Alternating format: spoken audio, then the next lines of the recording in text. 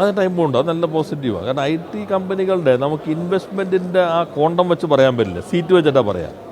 ഇപ്പോൾ നമ്മൾ മറ്റ് കമ്പനികളുടേതുപോലെയുള്ള മെഷീനറി അങ്ങനെയുള്ള ഇൻവെസ്റ്റ്മെൻറ്റ് വരില്ലല്ലോ. ഇപ്പോൾ ഒരു 60,000 തൊഴിലവസരം സൃഷ്ടിക്കാൻ കഴിയും. ഇനിയിപ്പോൾ ഞങ്ങൾ GCC ഒന്ന് ഫോക്കസ്, അതെല്ലാം പൂർണ്ണമായി വന്നിട്ടില്ല. GCC റൗണ്ട് ടേബിൾ ഉണ്ടായിരുന്നു, അത് ഫോക്കസ് ചെയ്ത് കൂടി കഴിഞ്ഞാൽ നമുക്ക് വലിയ മാറ്റം ഉണ്ടാവും. ഗ്ലോബൽ സിറ്റി നമ്മളിപ്പോൾ ഗവൺമെൻറ്, ഞാൻ ഇന്നലെയും ശ്രീ പീയൂഷുമായിട്ട് സംസാരിച്ചു. നിങ്ങൾ ഒറ്റയ്ക്ക് നടത്താൻ പറഞ്ഞാൽ നമുക്ക് ബുദ്ധിമുട്ടായിരിക്കും. നിങ്ങൾ ആ സ്റ്റാറ്റസ് എങ്കിലും നമുക്ക് തന്നാൽ മതി, പൈസ പിന്നെ തന്നാൽ മതി. എന്താണ് ഗിഫ്റ്റ് സിറ്റിക്കുള്ളത് അതേ സ്റ്റാറ്റസ് തരാണെങ്കിൽ നമുക്ക് ധൈര്യത്തിൽ ഇറങ്ങാൻ പറ്റും. ഇന്നലെയും സംസാരിച്ചിട്ടുണ്ട്. അപ്പോൾ ഡൽഹിയിൽ വീണ്ടും കാണാമെന്നാണ് പറഞ്ഞിട്ടുള്ളത്. അതുപോലെ ശ്രീ നിതിൻ ഗഡ്കരിയായിട്ട് 1 മണിക്കൂറോളം അദ്ദേഹത്തിൻ്റെ വീട്ടിൽ ചർച്ച ചെയ്തിരുന്നു.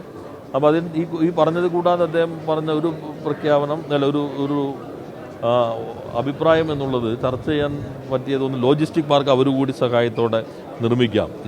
ഗവൺമെൻറ് ലാൻഡ് ഇക്വിറ്റി ആക്കാം. NHAയുടെ ഒരു പുതിയ വിഭാഗമുണ്ട്, അതുമായി ചേർന്ന് ലോജിസ്റ്റിക് പാർക്ക്. ആ പ്രപ്പോസൽ ഇപ്പോൾ ഇതിലേക്ക് ഞങ്ങൾ വച്ചിട്ടില്ല. അതുപോലെ റോഡ് വീതി കൂട്ടുമ്പോൾ പഴയ റോഡ് ഇങ്ങനെ അനാഥമായി കിടക്കുന്നുണ്ടാവും. ആ റോഡ് വേണമെങ്കിൽ ഇത്തരം ചില കാര്യങ്ങൾക്ക് ഉപയോഗിക്കാം എന്നുള്ള നിർദ്ദേശവും അദ്ദേഹവുമായി ചർച്ചയിൽ വന്നിട്ടുണ്ട്. അത് കോൺക്രീറ്റ് ആയിട്ടില്ല.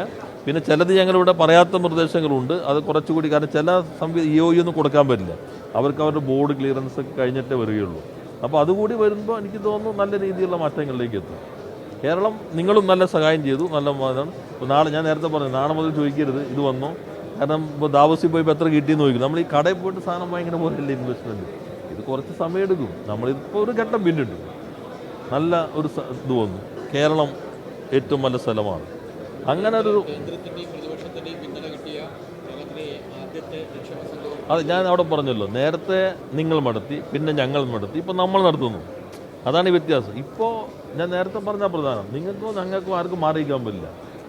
ഇപ്പോൾ നിങ്ങളിതല്ല എന്ന് പറഞ്ഞാലും അത് ആളുകൾ കൗതുകത്തിന് വായിക്കുന്നല്ലാതെ, അല്ലെങ്കിൽ കടുത്ത രാഷ്ട്രീയമുള്ളവർ ഏതെങ്കിലും മാധ്യമം ഒരു പോസ്റ്റ് ഇട്ട് കഴിഞ്ഞാൽ, ഇന്നലെ ഒരാൾ പോയി ചോദിച്ചില്ല മാർപ്പാപ്പയോട് മറ്റേ റെഡ് സ്ട്രീറ്റ് ഉണ്ടോ എന്ന് അമേരിക്കയിൽ പോയി ചോദിച്ച പോലെയാണല്ലോ ഒരാൾ പോയി ചോദിച്ചത്. പീയൂഷ് ഗോയലിനെ പോലെ ഒരാൾ ഇവിടെ വരുമ്പോൾ ആദ്യത്തെ ഈസ് ഓഫ് ഡൂയിങ് ബിസിനസ് ഉണ്ടോ എന്ന് ചോദിച്ചാൽ, എന്നോട് ചോദിച്ചാൽ ഞാൻ വിശദീകരിച്ചത് വീണ്ടും ചാനലിൽ കാണിച്ച് TV ഇട്ടിട്ട് തന്നെ വീണ്ടും അത് കാണിച്ചതിന് ശേഷവും അത്തരം ചോദ്യങ്ങൾ വരുമ്പോൾ ആളുകൾ കൗതുകത്തിലിടുമെന്നല്ലാതെ അതിലേക്കൊന്നും ആരും വരില്ല. കാരണം നമുക്ക് ആർക്കും മാറിയിക്കാൻ പറ്റില്ല. ഇതൊരു പ്രത്യേക ഘട്ടമാണല്ലോ, ടെക്നോളജിയുടെ മാറ്റം, നാടിൻ്റെ മാറ്റം, രാഷ്ട്രീയത്തിൻ്റെ സ്വഭാവത്തിൽ മാറ്റം വരുന്നു. ഈ ഗവൺമെൻറ് ഇപ്പോൾ 16 മുതൽ ഇട്ടിട്ടുള്ള അടിത്തറയുണ്ട്. ആ അടിത്തറയാണ് കോൺഫിഡൻസ്. ഈ കണ്ടിന്യൂവിറ്റി ഒരു കോൺഫിഡൻസ് ഉണ്ടാക്കിയിട്ടുണ്ട്. ഞങ്ങളുടെ ഉത്തരവാദിത്വം, ഞങ്ങൾക്ക് പ്രധാന ഉത്തരവ് ഇവരെ എല്ലാവരെയും we can bring them together. അത് ഞങ്ങളുടെ ഉത്തരവാദിത്തമാണ്. കാരണം ഞങ്ങൾ ജയിച്ചു കഴിഞ്ഞാൽ ഗവൺമെൻറ് ഒരു പാർട്ടിയുടെ അല്ല, ഗവൺമെൻറ് ഒരു മുന്നണിയുടെ അല്ല, ഗവൺമെൻറ് നാടിൻ്റെ മൊത്തത്തിലുള്ളതാണ്. അപ്പോൾ നാടിൻ്റെ മാറ്റത്തിൽ ഞങ്ങൾ പരമാവധി വരെ യോജിപ്പിച്ചു കൊണ്ടുപോകാൻ ശ്രമിച്ചിട്ടുള്ളൂ.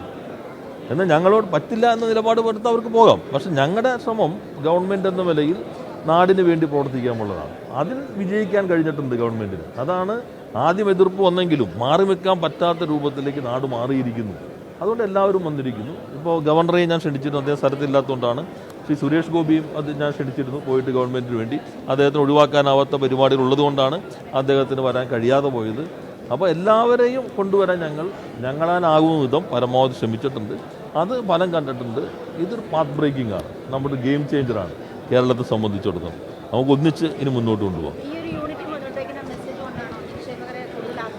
അത് സ്വാഭാവികമായിട്ടും വരുമല്ലോ, നമ്മളെല്ലാവരും ഒന്നിച്ചാണ് എന്ന് വരുന്നത് സംരംഭകരുടെ ആത്മവിശ്വാസമാണ്. ഞാൻ നേരത്തെ പറഞ്ഞു, ഇപ്പോൾ ശശി തരൂർ എന്ന് പറഞ്ഞപ്പോൾ നിങ്ങൾക്ക് വേണ്ടി പ്രതികരിച്ച് പറയാം, അത് പറഞ്ഞൊരു 10 പേര് പറഞ്ഞ് വരട്ടെ എന്ന് പറഞ്ഞാൽ ആ പ്രശ്നം കഴിഞ്ഞു. നാടിന് വേണ്ടിയാണല്ലോ. അപ്പോൾ തർക്കങ്ങളില്ല.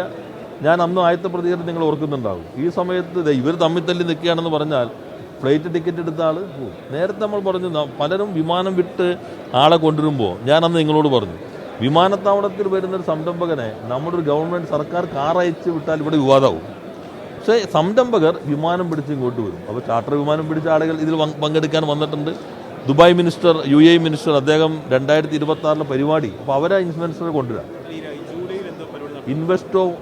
ഇൻവെസ്റ്റോപ്പിയ എന്ന് പറഞ്ഞൊരു പരിപാടി UAE ഇന്ത്യയിലും പല സിറ്റികളിലായിട്ട് നടത്തുന്നുണ്ട്.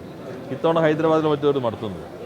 അപ്പോൾ നമ്മൾ അവിടെ വെച്ച് കണ്ടപ്പോൾ ഞങ്ങൾ ഡിസ്കസ് ചെയ്തിരുന്നു. ഇപ്പോൾ അദ്ദേഹം പോകുന്നതിന് മുമ്പ് ഞാൻ കണ്ടപ്പോൾ 2026 ജൂലൈയിൽ ഇവിടെ നടത്താം എന്നാണ് അദ്ദേഹം കണ്ടിട്ടുള്ളത്. അവരാണത് ഓർഗനൈസ് ചെയ്യുന്നത്. ഇൻവെസ്റ്റേഴ്സിനും അവരെ കൊണ്ടുവരുന്ന രൂപത്തിലുള്ള നല്ല മാറ്റമാണ്. നമ്മുടെ 1-to-1 മീറ്റിങ്ങിൽ ഇനിയും കഴിഞ്ഞിട്ടില്ല. നമ്മുടെ പലരും കാത്തിരിക്കുന്നുണ്ട്. അതുകൊണ്ട് നിങ്ങളുടെ ഈ സഹകരണം ഇനി ഉണ്ടാവണം.